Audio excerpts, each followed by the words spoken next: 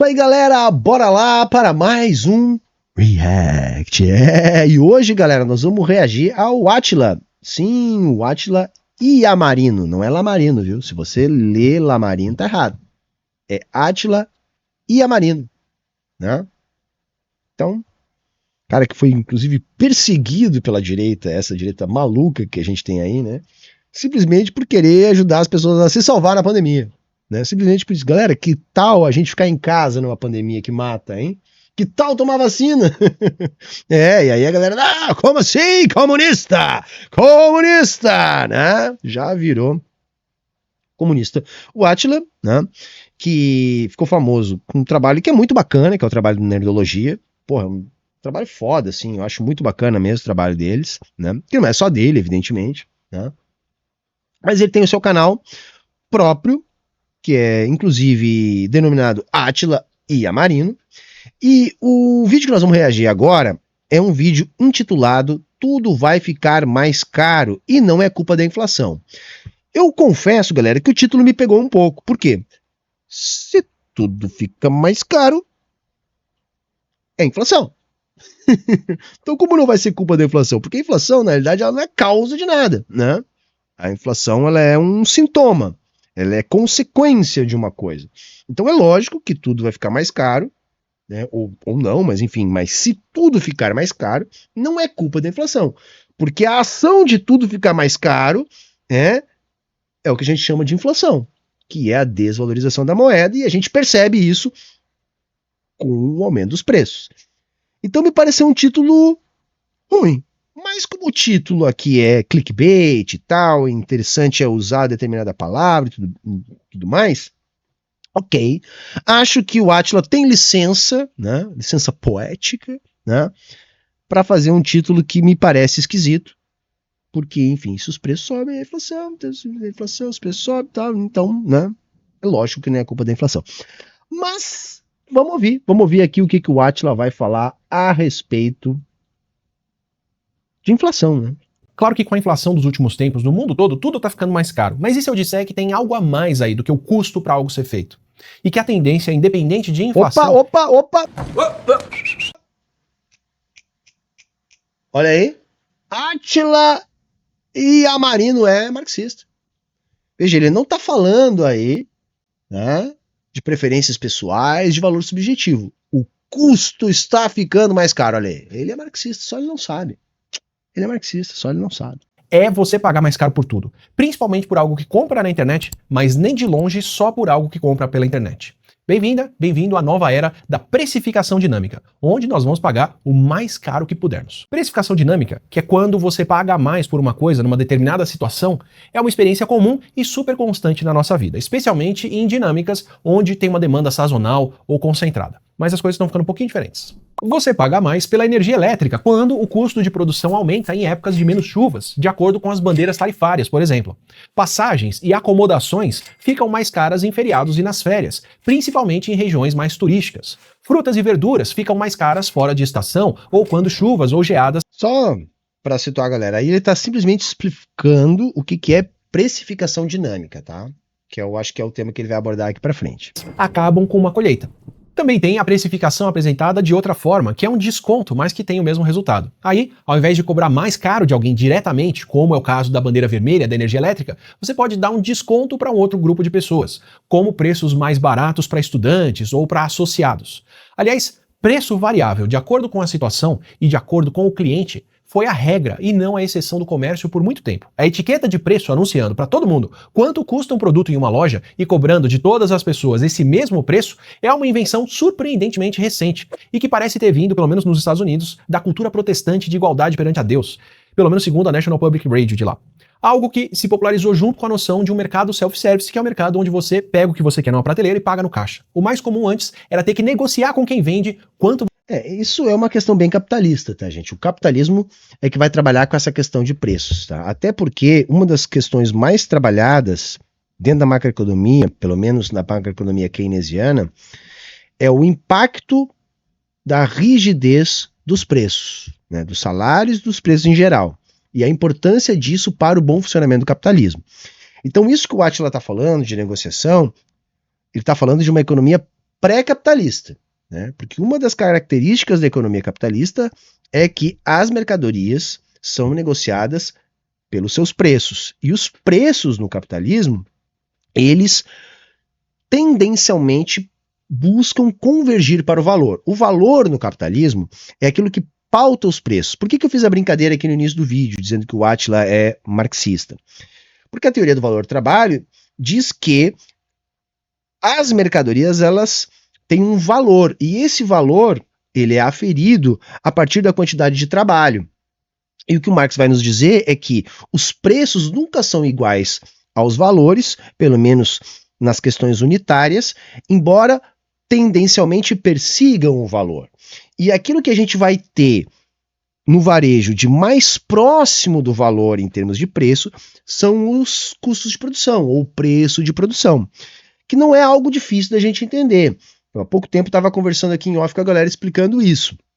Esse custo de produção é algo que todo capitalista faz, que é saber quanto que ele custa, né, o seu produto, quanto que lhe custa o seu produto, para que ele possa ver se ele tem margem operacional, se ele pode entrar nesse segmento de mercado, né? Um exemplo que eu uso é o exemplo da lancheria. Bom, se você tem uma lancheria, como é que você vai calcular o preço do seu lanche, né? Você vai ter que saber o custo de produção do seu lanche. Então você vai colocar ali o conjunto total dos insumos, então o pão, o queijo, presunto, o bife, a maionese, o alface, né? Você vai ter que calcular junto o que você gasta de gás, que você gasta de energia elétrica, você tem que colocar alguma margem para pagar o seu funcionário, você tem que colocar junto ali o papelzinho, o ketchup e mostarda, enfim, você tenta captar o conjunto de custos para a produção da sua mercadoria. Esse é o seu preço de produção.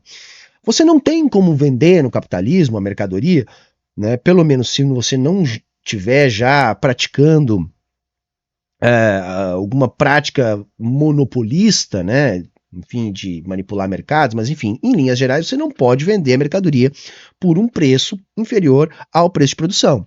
Você tendo o preço de produção, você tem uma base para saber quanto é que você vai vender a sua mercadoria, que tem que ser um valor superior a esse preço de produção. Então, geralmente, o que o capitalista faz? Desde o grande capitalista até do pequeno burguês que tem um negócio.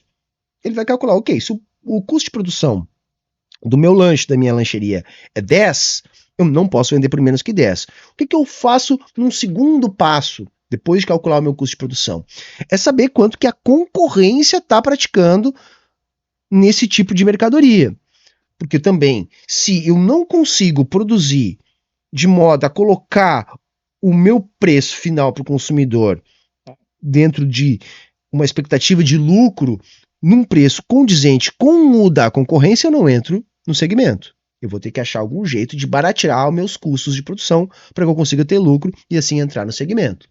Então veja, isso é uma ideia muito marxista, tá, gente? Porque você não tem aquela ideia de precificar o seu produto somente a partir da lei de mercado, que é a lei de oferta e procura. A lei de mercado, ela vai pautar em alguma medida para onde é que o preço vai, mas você precisa saber aquilo que a gente chama de preço de equilíbrio, que é o preço da mercadoria quando oferta e demanda estão em equilíbrio, que é o preço de partida, vamos dizer assim. Depois o mercado vai distorcer isso para mais ou para menos. Mas o custo de produção é um valor importante para o capitalista justamente poder precificar o seu produto. Tá? E é por isso também, eu já tenho um vídeo aqui, que inclusive eu vou deixar aqui na descrição, que eu discuto isso de maneira um pouco mais teórica, que é impossível o valor ser subjetivo, gente. Porque o que é que busca a teoria do valor? A teoria do valor é uma teoria que busca encontrar a substância dos preços. O que faz os preços serem o que são? Então vejam, se você quer estabelecer um preço somente a partir da lei de mercado, você não consegue saber qual é o preço de equilíbrio. Porque o valor de mercado, baseado em lei da oferta e da procura, ele deixa de pautar para onde vai o preço justamente quando está em equilíbrio. Ou seja, quando você precisa saber o preço que você quer, que é o preço de equilíbrio, a lei de mercado não responde. Entendem?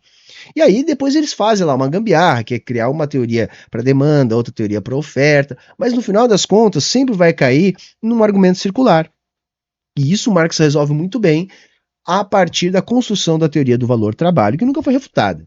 Se mentirem para você aí que foi refutada, nunca foi. É um debate que o Marx fez. Assistam depois o vídeo que vai ficar aqui na descrição. Mas bora lá, vamos seguir aqui com o Átila. Você queria pagar tudo diretamente, sem saber o quanto outras pessoas pagaram ou pagariam. E essa tendência está voltando agora graças aos algoritmos. Porque mesmo em situações onde o preço varia de acordo com a demanda, com os preços de temporada, de feira ou de bandeira da energia elétrica, o preço varia igualmente para todo mundo. E todo mundo pode saber que algo está mais caro ou mais barato num dado momento. Todo mundo pode ver a mesma etiqueta. Mas quando o preço de algo só aparece no seu navegador ou na sua tela, quando os preços podem ser mudados a cada segundo, sem necessidade de novas etiquetas, quando algoritmos podem viabilizar que uma indústria inteira, com muitos concorrentes, combine o mesmo preço, a situação fica um pouco mais delicada. As companhias aéreas foram pioneiras nas primeiras técnicas de preços variáveis, lá na década de 80. Veja, isso que ele está falando faz todo sentido. E isso não altera em nada o que Marx escreveu, por exemplo. Por quê? Porque valor não é igual a preço. Ou seja, o que vai flutuar aí, e que os capitalistas estão, sim, e acho bom o ponto do Átila, desenvolvendo formas de aumentar os seus lucros a partir dessa dinâmica, ou seja, de sempre achar o preço específico mais alto possível para cada segmento de consumidor, isso é preço, isso não é valor. E aí o que a gente tem que entender? O valor, ele segue sendo o mesmo. Agora, o preço praticado é que vai variar. É isso que vai acontecer. Agora, de qualquer maneira, o valor vai continuar pautando os preços como tendência. É isso que o Marx nos ensinou. O valor pauta os preços como tendência. Tá? Porque jamais você vai encontrar uma mercadoria, tá, sendo vendida pelo equivalente do seu preço. Quando é que você vai encontrar essa igualdade? Quando você olha no agregado da economia capitalista, no conjunto da economia capitalista. Aí você vai ter valor igual a preço. Por isso que a gente diz que os preços jamais são equivalentes ao valor, embora sejam. Embora sejam. Então a gente tem que entender isso de maneira dialética. Porque no conjunto vai dar uma igualdade.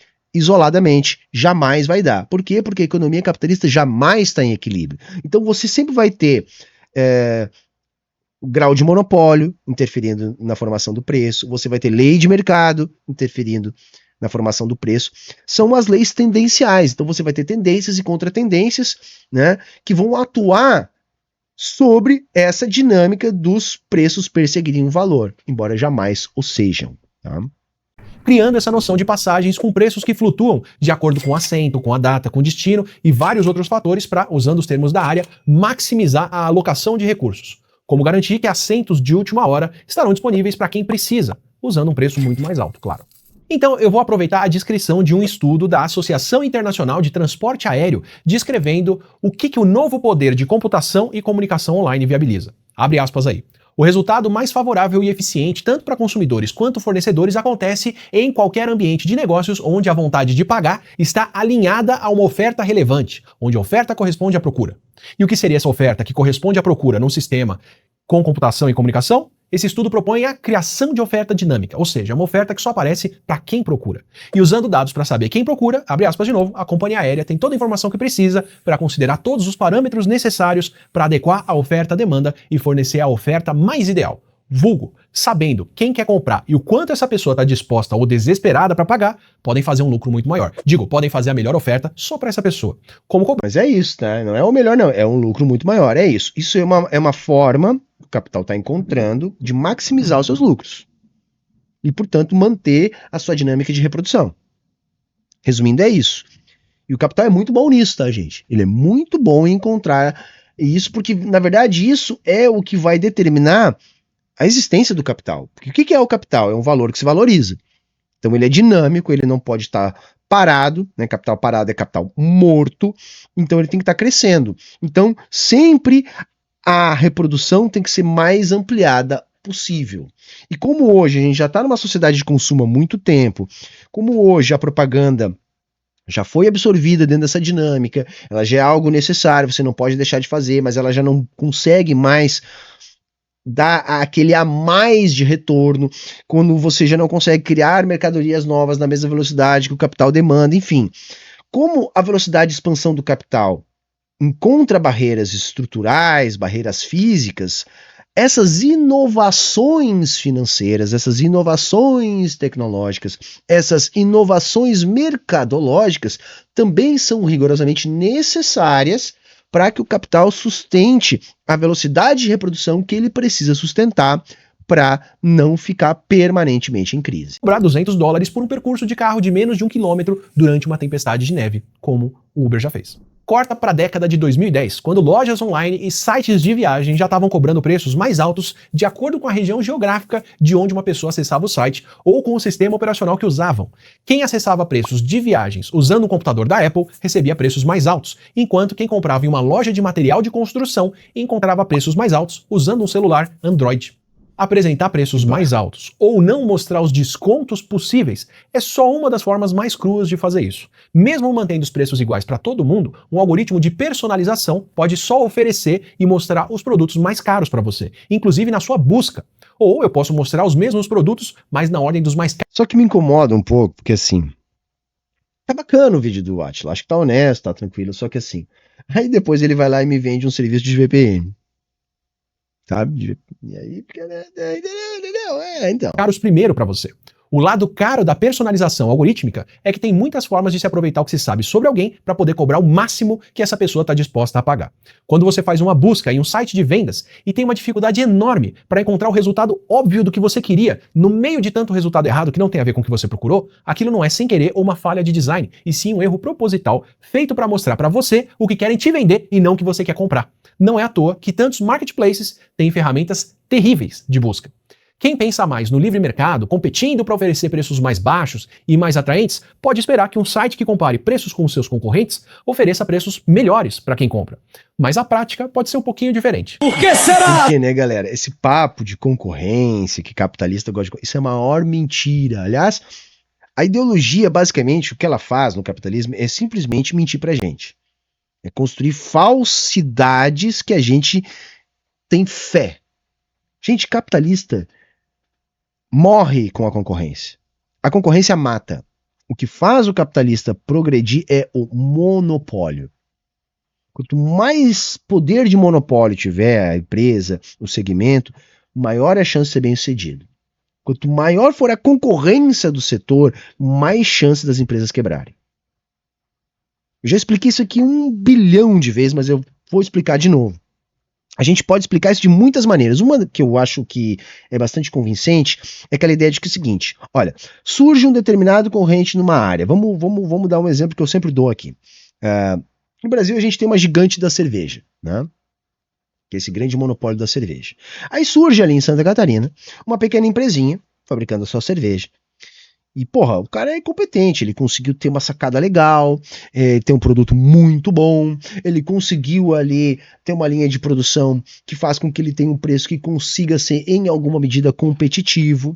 E esse cara tá progredindo, enfrentando o gigante, né, com muita dificuldade, né, numa montanha-russa de altos e baixos, com sempre uma faca no pescoço, mas tá ali enfrentando o gigante porque tem um produto foda que ele lançou. Ele é um empresário que pensa fora da caixa, proativo, competente, tem um bom trabalho de marketing, enfim, né, aquele ideal todo do blá blá blá lá vendido pelo liberalismo. Aí o cara tá ali, né, pisando em ovos para enfrentar a gigante, mas tá conseguindo crescer. Aí a gigante olha para esse cara. O que nós temos aqui? Temos um concorrente. Mas esse cara aqui tem um produto bacana, hein? Vocês acham que o ente monopolista vai deixar? Vamos deixar aqui, né? O concorrente, porra, ele é tão bom, tá competindo com a gente. Vamos ganhar dele na competição. Vamos oferecer um produto melhor. Não, gente. Não. O monopolista vai chegar pro pequeno e vai dizer o seguinte, ó. Quer vender aí a tua empresa? Quer dizer, não, porra. Acho que eu vou vender e meu futuro. Não, nós vamos te oferecer uma bolada. E mais, tu vai continuar com uma fração societária que, se a tua empresa continuar crescendo, tu vai ganhar. Aí o cara que tem a empresinha pensa, peraí, deixa eu ver se eu entendi. Eu vou ganhar uma grana enorme, um valor acima do de mercado, porque geralmente eles fazem isso, o monopolista pode fazer isso, ele vai comprar por um valor acima do que seria o razoável, para ser uma proposta irrecusável, mas assim ele está eliminando a concorrência, né? eu vou ganhar tudo isso. A minha marca, que está tomando um pau para competir com a Gigante, vai entrar para o portfólio da Gigante. E aí, em vez de eu vender aqui em Santa Catarina, Rio Grande do Sul, Paraná, eu vou estar vendendo no Brasil inteiro, do dia para a noite, vai ter propaganda na TV, vai ter financiamento, eu vou entrar para o portfólio da Gigante. É muito provável que aquilo que eu vou ganhar com a fração que eles vão me deixar seja maior em termos de valor do que eu ganho aqui, tendo que enfrentar um concorrente muito foda que eu não sei nem se eu vou continuar conseguindo existir. O capitalista pensa, gente, o pequeno. Ele vende. Por isso que a tendência são essas fusões, né? Aí ele vende. Não, é muito mais negócio, é muito mais seguro eu me associar ao monopolista, que eu vou ganhar muito mais e vou ter muito menos risco do que eu ficar enfrentando o monopolista. E pro monopolista também, porque tipo assim, eu mato a minha concorrência antes dela se transformar num problema. A partir do momento que eu achei que podia ser investido ali e que o produto era bom. E como eu já sou monopolista, eu já sou gigante, eu já tenho muito capital, eu tenho como fazer isso. E assim se elimina a concorrência. Por isso que eu digo, a concorrência no capitalismo mata. O monopólio sobrevive. Segundo o processo da Comissão Federal de Comércio dos Estados Unidos contra a Amazon, que teve partes sigilosas reveladas, a loja online teve um projeto chamado Nessie, que gerou mais de $1 bilhão em lucro, usando a concorrência, só que de uma forma um pouco diferente. Segundo o FTC, o sistema testava quais produtos da Amazon tinham o preço corrigido automaticamente pelos concorrentes. Quando a Amazon aumentava o preço de um produto e via que os sites concorrentes também aumentavam, ela mantinha esse preço mais alto. Ou seja, usavam a competição para manter o preço mais caro.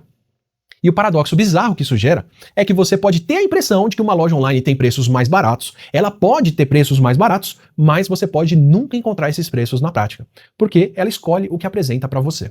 Em um estudo que demonstra esse fenômeno, os pesquisadores descobriram que clicando no primeiro resultado e comprando o que é oferecido de cara em uma busca, um consumidor pagaria, em média, quase 30% a mais do que se realmente tivesse recebido resultados com base nas melhores buscas. E você pode estar pensando com toda razão, mas quem clica logo no primeiro resultado e nem procura direito para ver outros preços? Segundo esse estudo, mais da metade dos consumidores. Ainda mais quando não adianta organizar resultados por produtos mais baratos, porque essa organização não leva em conta o preço por unidade nem o preço do frete.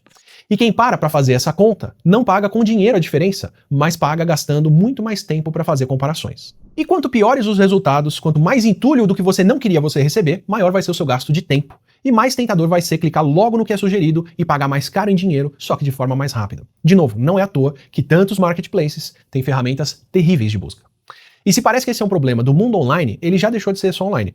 Primeiro porque preços online podem influenciar preços em lojas físicas, e algumas vezes de uma maneira bem direta e bem intencional. No mesmo processo contra a Amazon, o FTC acusa a loja de obrigar os fornecedores a não dar desconto nem oferecer os produtos que vendem mais barato em outros lugares, mesmo em lojas físicas.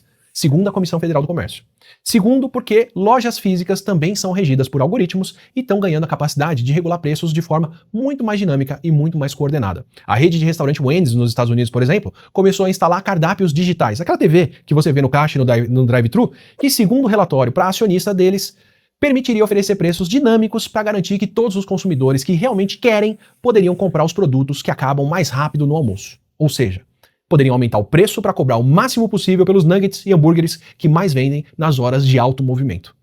A dinâmica não pegou bem e tiveram que fazer pronunciamentos dizendo que não é bem isso e não vão aumentar o preço quando o movimento aumenta. Mas isso estava no relatório para acionistas, segundo eles. E como eu disse, tem mais de uma forma de tecnologias deixarem as coisas mais caras. Apesar das promessas da inteligência artificial... A pegada do vídeo dele é essa, né? É mostrar que as coisas vão ficar mais caras por causa dessa dinâmica do capital, e isso não é produto da elevação dos custos de produção.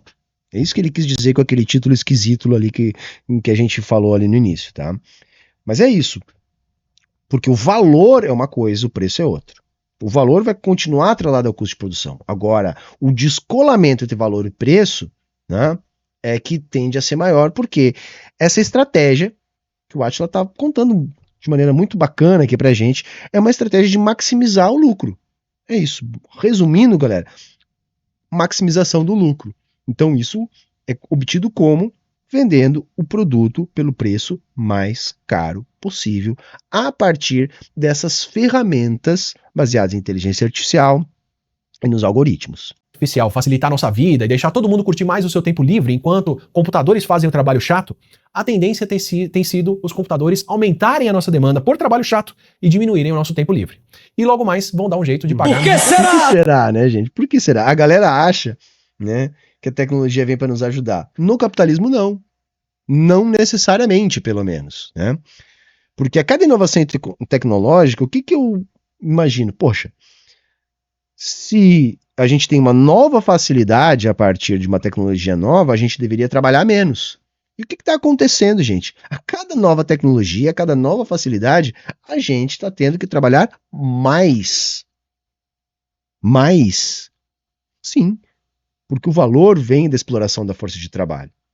Então, de nada adianta essa distorção de preço produzida pela lógica de mercado se não tiver gente trabalhando, se não tiver capital variável sendo explorado. O que é o capital variável na teoria? É o nosso trabalho, tá, gente? Máquina não reproduz valor. Máquinas apenas repassam o valor nela contido. Quem reproduz valor, quem cria valor novo, somos nós, somos os trabalhadores, é o que Marx e Engels chamam de capital variável. Então não adianta, pelo menos no capitalismo, a gente desenvolver tecnologias, porque essas tecnologias não estão sendo desenvolvidas para que a gente trabalhe menos. Ao contrário, essas tecnologias só podem ser desenvolvidas dentro da lógica do capital se nós estivermos trabalhando cada vez mais. Essa é a lógica do capital.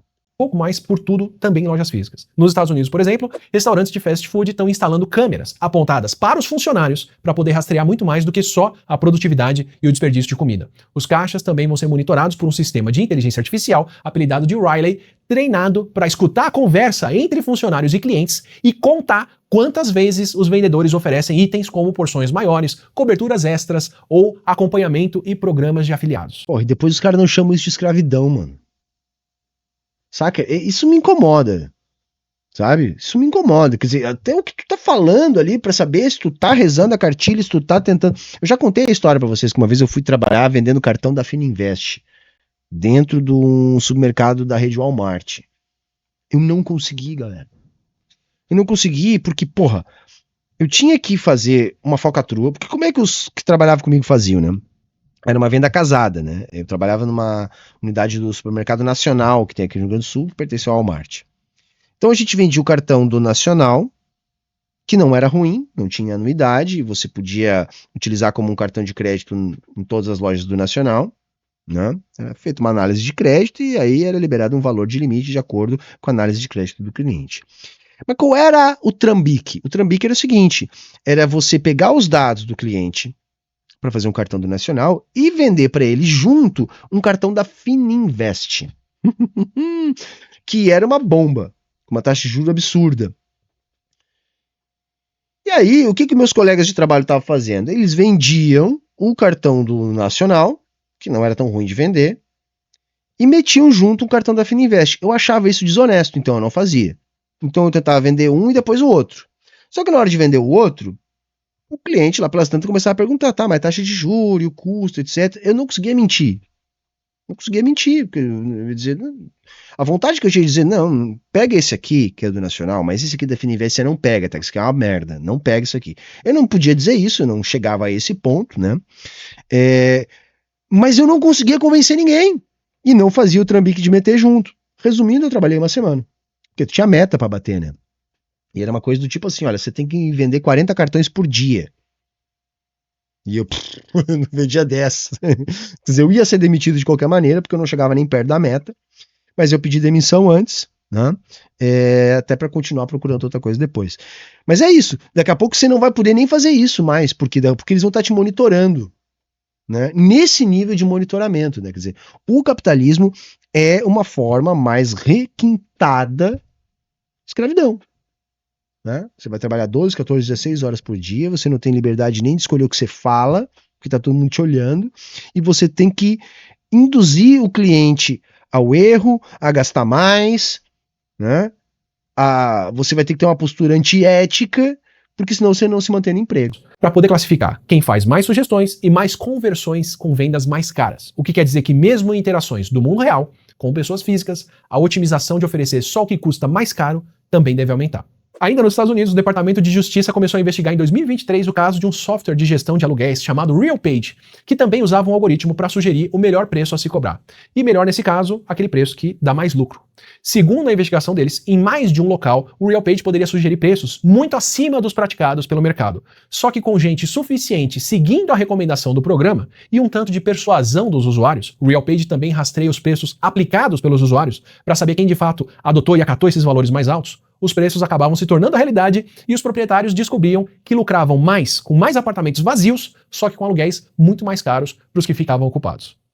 E uma decisão que ainda pode se tornar histórica, onde dizem que um cartel mediado por algoritmos ainda é um cartel, o Departamento de Justiça e a Comissão Federal de Comércio resolveram que, se as pessoas se encontrarem ilegalmente para compartilhar o quanto elas cobram de aluguel e combinarem um preço fixo mais alto para lucrar a mais, não é diferente de um software compartilhar o quanto cada usuário cobra de um aluguel para um algoritmo, determinar o preço mais alto que podem cobrar para lucrar mais. Eles ainda terminam o relatório anunciando que outras indústrias também são culpadas de usar algoritmos para combinar preços, como é o caso de hotéis, cassinos e até frigoríficos. Pelo menos lá, pelo menos por enquanto, pelo menos nessa situação, o poder do digital ainda não pode interferir tanto nos preços da vida real. Mas quando você encontrar displays digitais de preço na gôndola do mercado, já sabe o que deve vir em seguida.